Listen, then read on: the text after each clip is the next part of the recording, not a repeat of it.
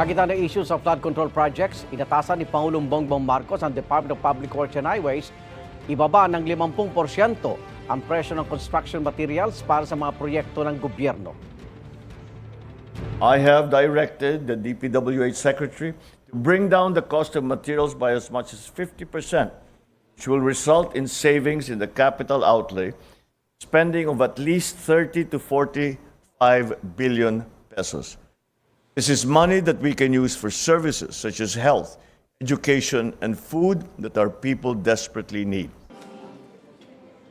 Sinabi ng Pangulo bago siya umalis patungong Malaysia nitong Sabado, ang matatapyas na budget ay ilalaan daw sa iba pang serbisyo ng gobyerno. Sangayon naman si DPWH Secretary Vince Dizon sa sinabi ng Pangulo, base raw sa kanilang pagsusuri, talagang malayo ang presyo ng materyales na nakasaad sa government projects kaysa sa presyo sa merkado.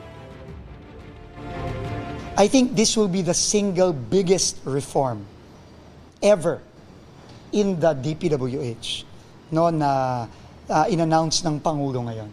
At yun ang gagawin natin. In fact, nagsimula na tayo several weeks ago sa pagre-review at pag-benchmark ng mga presyo. At tama po ang Pangulo. No? Marami po dito talagang ang layo ng presyo sa merkado ng iba't ibang mga materyales. Igan, mauna ka sa mga balita, mag-subscribe na sa GMA Integrated News sa YouTube para sa iba't ibang ulat sa ating bansa.